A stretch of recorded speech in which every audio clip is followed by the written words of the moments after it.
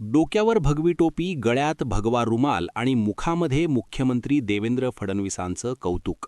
हे वर्णन कोणाचं आहे? तर हे वर्णन होतं राहुरी विधानसभा पोटनिवडणुकीत राष्ट्रवादी शरद पवार गटाचे माजी संभाव्य उमेदवार पराजक्ता तनपुरे यांचं. आता त्यांना माजी संभाव्य उमेदवार असं म्हणण्याचं कारण म्हणजे त्यांनी ऐन वेळेला नॉट रिचेबल होऊन शरद पवारांना दिलेला डचू. उमेदवारी अर्ज भरण्यासाठी शेवटचे अगदी काही तास उरले होते, पण पराजक्ता तनपुरे नॉट रिचेबल झाल्याच्या बातम्या आल्या आणि दुसऱ्याच घडीला तनपुरे दिसले ते त्यांच्याच ऑफिसमध्ये भाजपचे प्रदेशाध्यक्ष रवींद्र चव्हाण आणि मंत्री राधाकृष्ण विखे पाटलांसोबत. चव्हाण आणि तनपुऱ्यांनी माध्यमांना प्रतिक्रिया दिल्या आणि तनपुरे भाजपकडनं मॅनेज झालेत अशा चर्चा सुरू झाल्या. ही पोटनिवडणूक लढवणार नसल्याचं तनपुऱ्यांनी जाहीर केलं आणि ऐन वेळेला शरद पवारांच्या राष्ट्रवादीची घोची झाली. पण पराजक्ता तनपुरेंवर भाजपकडनं मॅनेज होण्याची वेळ का आली? भाजप नेतृत्वाला तनपुरेंच्या ऑफिसमध्ये जाऊन अक्षय कर्डिलेंना पाठिंबा देण्याची विनंती नेमकी का करावी लागली? तनपुरेंना जवळ करत भाजपने नेमका कोणता डाव टाकलाय आणि या निवडणुकीनंतर आता तनपुरेंचा राजकीय फ्युचर प्लॅन काय असणार? या सगळ्यामागची इनसाइड स्टोरी समजून घेऊयात आजच्या या व्हिडिओच्या माध्यमातून. बारामती आणि राहुरी विधानसभा मतदारसंघात लागलेल्या पोटनिवडणुकीत अर्ज भरण्याची आजची शेवटची तारीख होती. उपमुख्यमंत्री सुनेत्रा पवार यांच्या विरोधात काँग्रेसने उमेदवार मैदानात उतरवलाय.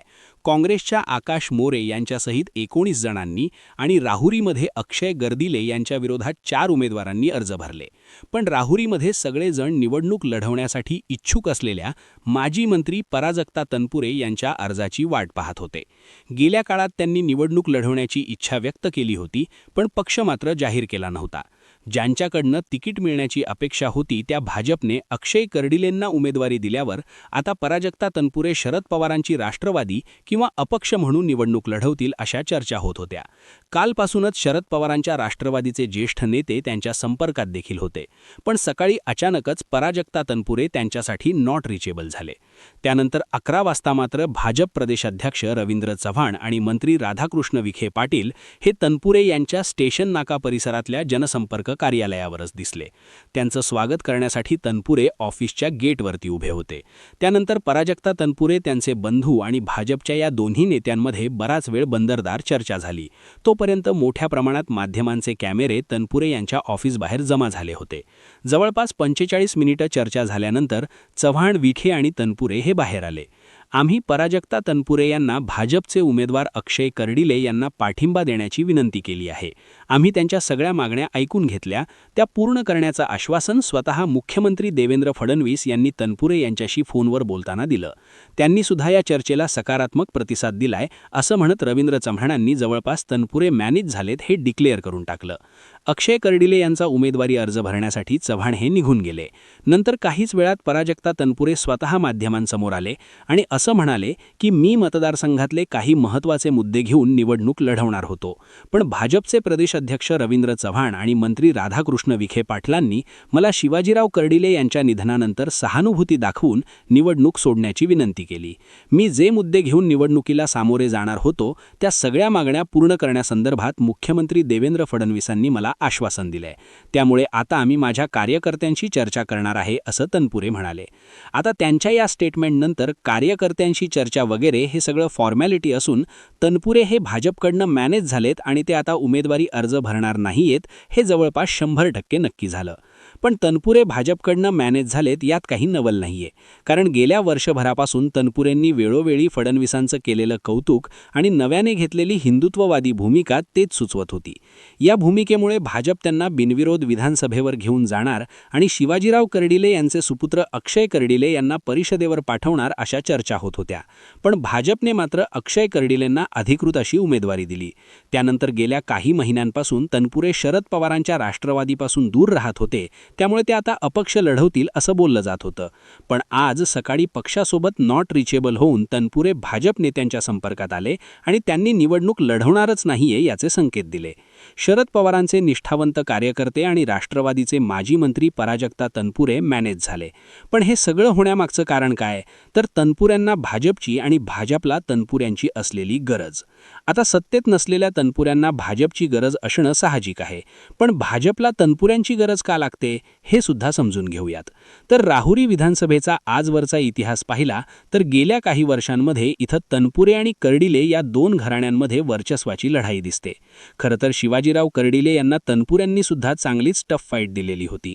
दोन्ही घराण्यांची ताकद ही सारखीच असल्यानं नगर दक्षिण आणि शिर्डी लोकसभा ताब्यात घेण्यासाठी मोठ्या पक्षांना या दोन्ही घराण्यांची गरज लागते. आता हे कसं? तर जर आपण राहुरी विधानसभा मतदारसंघाचं स्ट्रक्चर पाहिलं तर त्यामध्ये मतदारसंघाचा काही भाग हा नगर दक्षिण आणि काही भाग शिर्डी लोकसभा मतदारसंघात येतो. या एकट्या मतदारसंघातले मतदार दोन्ही लोकसभेसाठी निर्णायक ठरतात, म्हणून राहुरीकडे नेत्यांचं नेहमीच लक्ष असतं.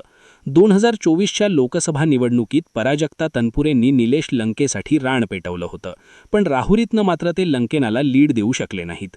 पण शिवाजीराव कर्डिलेंनी राहुरीतनं लीड मिळवलं. इतकंच नाही तर 21ला झालेल्या विधानसभा निवडणुकीत सुद्धा तनपुऱ्यांचा पराभव करून शिवाजीराव कर्डिले विजयी झाले. अर्थात विधानसभेला विजयी झाल्यानंतर राहुरीमध्ये शिवाजीराव कर्डिले यांची ताकद वाढली होती, पण ते हयात असतानाच पराजक्ता तनपुरेंनी आपले वडील प्रसाद तनपुरेंना सोबत घेऊन डॉक्टर बाबूराव तनपुरे साखर कारखान्याचा संचालक मंडळावर त्यांच्या जनसेवा पॅनलची सत्ता आणली. नंतर ऑक्टोबर 2025मध्ये शिवाजीराव कर्डिले यांचं निधन झालं. त्याचा परिणाम स्थानिक राजकारणावर मोठ्या प्रमाणावर झाला. तनपुऱ्यांना राहुरीमध्ये स्पेस मिळाला. त्यांनी डिसेंबरमध्ये झालेल्या राहुरी नगरपालिकेवर आपल्या पॅनलची सत्ता मिळवली. आता या सगळ्यावरनं पराजक्ता तनपुऱ्यांची मतदारसंघात असलेली ताकद दिसून येते. हा मतदारसंघ ज्या नगर दक्षिण आणि शिर्डी लोकसभा मतदारसंघात येतो त्या दोन्ही मतदारसंघात 24मध्ये एनडीएचे दोन्ही उमेदवार पराभूत झाले होते. त्यामुळे भाजपला 2029च्या लोकसभेच्या निवडणुकीत नगर दक्षिण आणि शिर्डीतनं मतांची टक्केवारी वाढवण्यासाठी कर्डिले गटासोबतच तनपुऱ्यांना सोबत घेणं महत्त्वाचं ठरत होतं. म्हणूनच आता भाजपने या निवडणुकीत तनपुरेंना माघार घ्यायला लावली आहे. पण तनपुरेंच्या राजकीय पुनर्वसनाबद्दल बोलायचं तर येणाऱ्या मे महिन्यात विधान परिषदेच्या 9 जागा रिक्त होणार आहेत. त्यानंतर राज्यपाल कोट्यातल्या सुद्धा काही जागा आहेत. त्या निवडणुकांमध्ये कदाचित भाजप पराजक्ता तनपुरेंना आपल्या पक्षात घेऊन एक जागा त्यांना देऊन विधान परिषदेवर त्यांचं पुनर्वसन होईल असं म्हटलं जातंय. आता आधी सांगितल्याप्रमाणे गरज फक्त भाजपलाच नाही तर पराजक्ता तनपुरेंना सुद्धा आहे. तर झालंय असं की गेल्या काही वर्षांपासून राहुरीचा डॉक्टर बाबूराव तनपुरे साखर कारखाना बंद पडलेला आहे. या कारखान्यावर 600 कोटींचं कर्ज असून तो सध्या जप्तीत आहे. जानेवारी महिन्यात संचालक मंडळाच्या निवडणुकीत तनपुरेंनी पॅनल निवडून आणलं खरं, पण कर्जच मिळत नसल्याने कारखाना अजूनही बंद स्थितीत आहे. त्यामुळे परिसरातले ऊस उत्पादक शेतकरी तनपुऱ्यांवर नाराज असल्याच्या चर्चा आहेत. शेतकऱ्यांची हीच नाराजी मिटवण्यासाठी कारखाना सुरू करणं सध्या तनपुरेंची गरजच आहे. याशिवाय कार्यकर्ते टिकवण्यासाठी सत्तेत राहणं देखील गरजेचं असं म्हटलं जात आहे. आणि त्यासाठी भाजपशिवाय पर्याय दिसत नसल्यानं तनपुऱ्यांनी आपला मोर्चा फडणवीसांकडे वळवलाय. मागे एकदा बोलत असताना मी राष्ट्रवादी शरदचंद्र पवार गटाचा निष्ठावंत कार्यकर्ता आहे, त्यांच्याबद्दल माझ्या मनात आदर आहेच, पण देवेंद्र फडणवीसांनी कृषी क्षेत्रातील सोलर पंपासाठी केलेल्या कार्याला दुर्लक्षित करून चालणार नाहीये असं वक्तव्य तनपुरेंनी केलं होतं. त्यांच्या या भूमिकेमुळे एकत्र येण्याचे प्रयत्न वन साईड नसल्याचं आधी स्पष्ट झालं होतं. पण आज मात्र पराजक्ता तनपुरेंनी थेटपणे घेतलेल्या माघारीमुळे या सगळ्यावरती शिक्कामोर्तब झालाय. आता येणाऱ्या कदाचित महिन्या ते 2 महिन्यांमध्ये पक्षाच्या मोठ्या नेतृत्वाच्या हातूनच पराजक्ता तनपुऱ्यांचा भाजपमध्ये प्रवेश होईल आणि त्यांना परिषदेची आमदारकी दिली जाईल अशा शक्यता वर्तवण्यात येतात. पण या सगळ्यामध्ये शरद पवारांच्या राष्ट्रवादीची मात्र आजच चांगलीच तारांबळ उडाली. तनपुऱ्यांची गेल्या काही काळातली वर्तवणूक पाहून खरं तर शरद पवारांच्या राष्ट्रवादीने 2 जणांना आधीच एबी फॉर्म दिले होते. त्यामुळे तनपुऱ्यांनी ऐनवेळेला तोंड फिरवल्यानंतर गोविंद मोकाटे यांना शरद पवारांच्या राष्ट्रवादीकडनं राहुरीची उमेदवारी देण्यात आली आहे. त्यामुळे आता राहुरीत तनपुरे प्लस कर्डिले यांच्या विरोधात शरद पवारांची राष्ट्रवादी असा सामना रंगतोय. आता कर्डिले यांच्या मागे सहानुभूती आणि तनपुऱ्यांचा फॅक्टर असेल, त्यामुळे समोर असलेले मोकाटे यांचा किती निभाव लागणार हे पाहणं महत्त्वाचं असेल. पण या सगळ्यामध्ये ज्यांना संपले असं म्हणवलं गेलं त्या माजी मंत्री पराजक्ता तनपुरेंनी मात्र आपली पॉलिटिकल लाईफ वाढवून घेतलीये असं म्हटलं जात आहे. पण तनपुरेंच्या भाजपपूरक भूमिकेनंतर आता त्यांचे मामा जयंत पाटील सुद्धा भाजपच्या वाटेवर गेलेले दिसणार का, याची सुद्धा चर्चा राजकीय वर्तुळात जोरदारपणे सुरू झाली आहे. पण तुम्हाला काय वाटतं, तनपुरेंची भाजपशी पूरक भूमिका घेणं मतदारांना पटेल का? पराजक्ता तनपुरेंचा आगामी राजकारण नेमकं काय असेल याबद्दल तुम्हाला काय वाटतं ते कमेंट करून नक्की सांगा. धन्यवाद.